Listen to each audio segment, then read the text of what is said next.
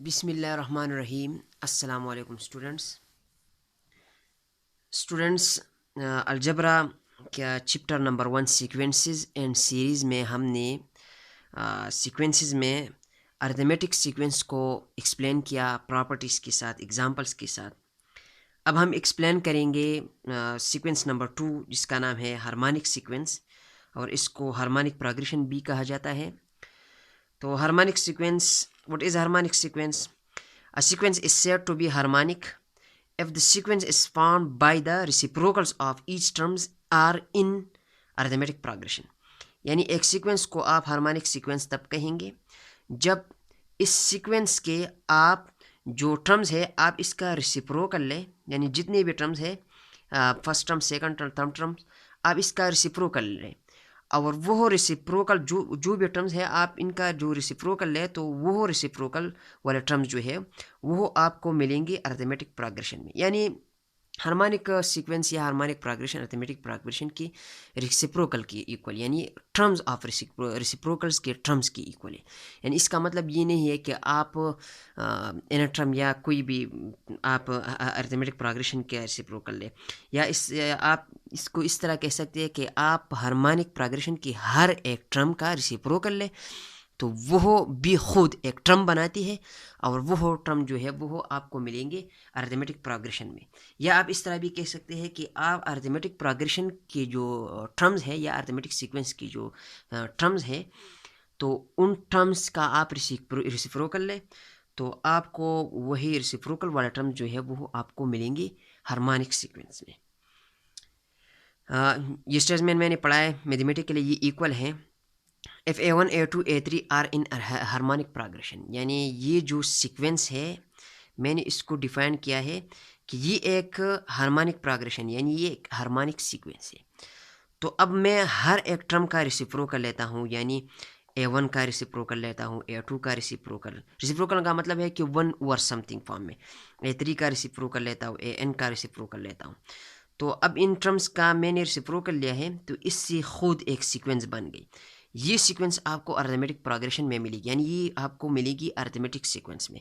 या आप इस सीक्वेंस का रेसिप्रोकल लें, तो इसका जो सीक्वेंस है वो आपको मिलेंगी अरिथमेटिक सीक्वेंस में।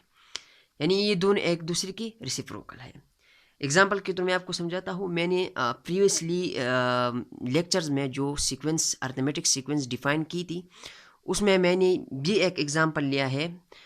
इसके सिवा मैंने कोई और एग्ज़ाम्पल नहीं लिया है। शायद एक या दो एग्ज़ाम्पल लिए हो, लेकिन ज़्यादातर मैंने ये एग्ज़ाम्पल यानी 8 नंबर के सीक्वेंस का एग्ज़ाम्पल मैंने लिया है।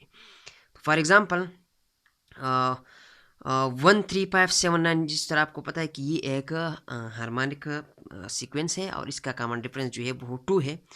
तो अब मैं इसके हर एक टर्म का रेसिप्रोकल लेता हूँ, यानी 1/1 3 को भी रेसिप्रोकल करता हूँ, यानी 1 ओवर समथिंग फॉर्म में, 5 को भी, 7 को भी।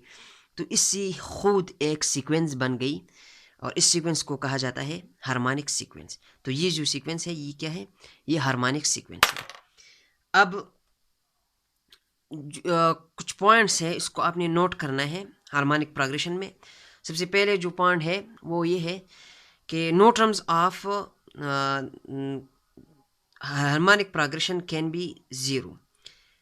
यानी हार्मोनिक प्रोग्रेशन में कोई भी टर्म जो है वो ज़ीरो नहीं होगा, और इसका मतलब ये है कि ये रेसिप्रोकल है। तो ऊपर 1 है और नीचे अगर आप ज़ीरो लगाएंगे तो वो अनडिफाइंड होगा। इसका मतलब है कि हार्मोनिक प्रोग्रेशन का टर्म जो है वो कोई भी टर्म हार्मोनिक प्रोग्रेशन में जो है वो ज़ीरो नहीं होगा। सेकंड पॉइंट जो आपने नोट करना है कि general term of harmonic progression को आप इस तरह लिख सकते हैं कि AN ये जो है ये जनरल टर्म है हार्मोनिक प्रोग्रेशन का। तो आप इस तरह लिख सकते हैं AN is equal to 1 over A1 plus N-1 into T. और यह अगर आप देख लें तो AN टर्म जो है वो अरिथमेटिक सीक्वेंस का था A1 plus N-1 into D. इसको मैंने रेसिप्रोकल कर दिया है 1 ओवर इस AN टर्म को। तो 1 ओवर AN टर्म को आप रेसिप्रोकल करते हैं तो ये AN बराबर होता है इसके। तो इसलिए ये टर्म जो है ये हार्मोनिक प्रोग्रेशन का है, और ये टर्म जो है ये अरिथमेटिक सीक्वेंस का है। थर्ड नंबर पॉइंट आपने नोट करनी है कि there is no general formula to find out the sum of N term of harmonic progression. Harmonic progression के सम को फाइंड आउट करने के लिए, जिस तरह हमने अरिथमेटिक सीक्वेंस के जो सम को फाइंड आउट किया था, उसमें हमने इन सारा टर्म्स को ऐड कर दी, या आने वाले लेक्चर में भी हम इनको ऐड करेंगे या इसका जनरल फार्मूला फाइंड आउट करेंगे। तो इस हार्मोनिक सीक्वेंस के लिए एक जनरल फार्मूला नहीं है कि आप इसके सारे टर्म्स को जो है वो ऐड करें और इससे आपको जो है वो एक टर्म आई या sum of inner terms of harmonic progression, there is no general formula. अच्छा, तो थर्ड नंबर पर पॉइंट पर हमारे साथ है ज्योमेट्रिक प्रोग्रेशन। तो ज्योमेट्रिक प्रोग्रेशन किसे कहा जाता है? So what is geometric progression? तो ज्योमेट्रिक प्रोग्रेशन ये एक हमने जो पहले दो सीक्वेंसेस डिफाइन किए थे, अरिथमेटिक सीक्वेंस और हार्मोनिक सीक्वेंस, उसका कॉमन डिफरेंस जब हम फाइंड आउट करते हैं तो हम इसके जो टर्म्स है उसको सब्ट्रैक्ट करते हैं या हम उसको ऐड करते हैं, तो इससे जो है वो आपको कॉमन डिफरेंस मिलेगा। तो क्या इस तरह भी हो सकता है कि आप एक सीक्वेंस लें और इस सीक्वेंस के टर्म्स को आप एक दूसरे पर डिवाइड करें, और जब आप उस सीक्वेंस के टर्म्स को एक दूसरे पर डिवाइड करें और डिवीजन से जो नंबर आए वो तमाम टर्म्स के जो नंबर्स है यानी कॉमन डिफरेंस है, जिसको कॉमन डिफरेंस कहा जाता है, वो इक्वल हो। तो अगर वो टर्म्स अगर वो कॉमन डिफरेंस जो है वो इक्वल हो तो इसको हम कहेंगे कि ये ज्योमेट्रिक प्रोग्रेशन या ज्योमेट्रिक सीक्वेंस है। तो algebraic ratio between in to consecutive terms is the same through out the sequence.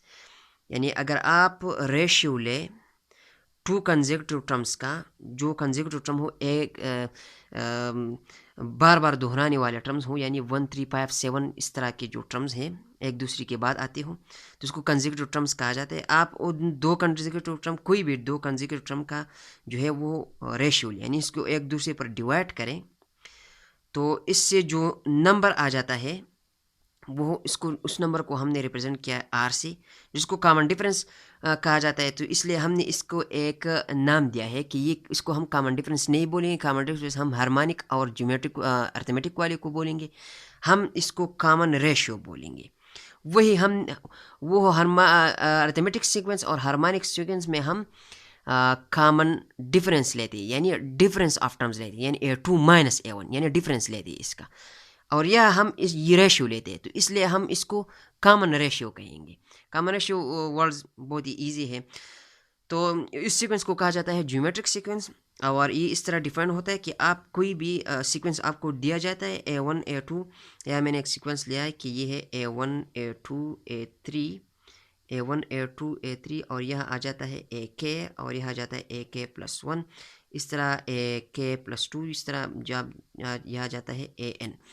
तो आप कोई भी ज्योमेट्रिक सीक्वेंस लें, कोई भी सीक्वेंस लें, और आप इसके सीक्वेंस के K+1 टर्म को K टर्म पे डिवाइड करें, यानी पहले वाले टर्म को दूसरी वाले टर्म पे डिवाइड करें। जिस तरह हम अरिथमेटिक प्रोग्रेशन में दूसरी वाले टर्म को पहले वाले टर्म से सब्ट्रैक्ट करते हैं, यानी इसका डिफरेंस फाउंड करते हैं, इस तरह हम पहले वाले टर्म को यानी लास्ट वाले टर्म को पहले वाले टर्म से हम डिवाइड करते हैं। तो इसको जब हम डिवाइड करते हैं तो इससे एक नंबर आ जाता है, जिसको हमने रिप्रेजेंट किया आर। ये आर जो है वो कांस्टेंट होगा, और ये जो नंबर आर है इसको हम कहेंगे कि ये है ज्योमेट्रिक प्रोग्रेशन का कॉमन रेशियो। तो मैंने इस लेक्चर में या इस सीक्वेंस में आपको जो है वो ज़्यादातर पॉइंट्स अरिथमेटिक प्रोग्रेशन से रिलेट किए हैं। अगर आपको तब भी समझ नहीं आया होगा तो आप अरिथमेटिक प्रोग्रेशन को सबसे पहले पढ़ ले, उसको खूब समझ ले, फिर ज्योमेट्रिक प्रोग्रेशन को आप डिफाइन कर सकते हैं। एग्जाम्पल के थ्रू मैं आपको समझाता हूँ कि 1/2 1/2 to the power 2 1/2 square 1/2 cube plus या 1/2 टू द पावर 4, ये एक सीक्वेंस है जिसको हमने रिप्रेजेंट किया है ज्योमेट्रिक प्रोग्रेशन। ये एक ज्योमेट्रिक प्रोग्रेशन, और या इसको हम इस तरह भी लिख सकते हैं कि 1/2 स्क्वायर से आ जाता है 4, 1/2 क्यूब से आ जाता है 8, 1/2 पावर 4 से आ जाता है 16। अब इस सीक्वेंस को हम ज्योमेट्रिक सीक्वेंस तब कहेंगे जब हम दो कंसेक्यूटिव टर्म्स को एक दूसरे पर डिवाइड करें, यानी इसका रेशियो फाइंड आउट करें, और इससे एक नंबर आ जाता है, और वो नंबर जो है वो इस सीक्वेंस के तमाम टर्म्स जो है इसमें सेम हो, यानी कोई भी कंसेक्यूटिव टर्म आप लेते हैं, इसको एक दूसरे पर डिवाइड करते हैं, और उससे जो नंबर आ जाते हैं वो इक्वल हो। यहाँ मैंने इन दोनों टर्म्स को लिया है 1/2 1/2 स्क्वायर। 1/2 से हम अब डिवाइड करेंगे 1/2 को, तो इससे आ जाता है कॉमन रेशो 1/2। आप इस तरह डिवाइड कर सकते हैं। और ये 1/2 जो है ये इक्वल है, यानी इसका मतलब ये है कि आप इन दोनों का कॉमन रेशो लें, यानी 1/2 को 1/2 पे डिवाइड करते हैं, तो 1/2 1/2, तो इससे कटिंग करते हैं तो इससे आ जाता है 1/2, यानी ये भी आर है ये भी आर है, यानी कॉमन रेशो जो इसका है वो सेम है, तो इसलिए हम इसको कहेंगे ज्योमेट्रिक प्रोग्रेशन। ज्योमेट्रिक प्रोग्रेशन के भी कुछ पॉइंट्स है, आपने इसको नोट करने हैं कि no terms of a geometric progression can be zero. Geometric progression का कोई भी टर्म जो है वो जीरो नहीं होगा, हार्मोनिक प्रोग्रेशन का कोई भी टर्म जीरो नहीं होगा। इसके लिए हमने रीज़न ली है कि वो रेसिप्रोकल में आता है। यह हम रीज़न लेते हैं कि अगर कोई एक भी टर्म जो है वो ज्योमेट्रिक प्रोग्रेशन में ज़ीरो हो जाए, तो इसमें बात ये होगी कि आप जब इसका कॉमन रेशो फाइंड आउट करते हैं तो ज़ीरो डिवीजन में आ जाता है, जबकि ज़ीरो डिवीजन में जो है वो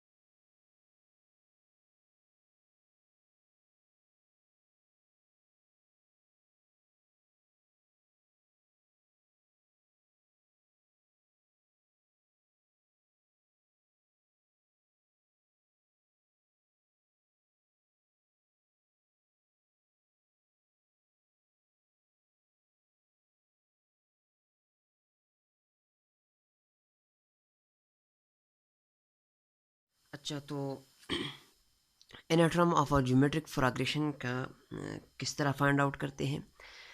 तो हमारे पास है A1 A2 A3 A4 up to AN, ये ज्योमेट्रिक प्रोग्रेशन है हमारे साथ।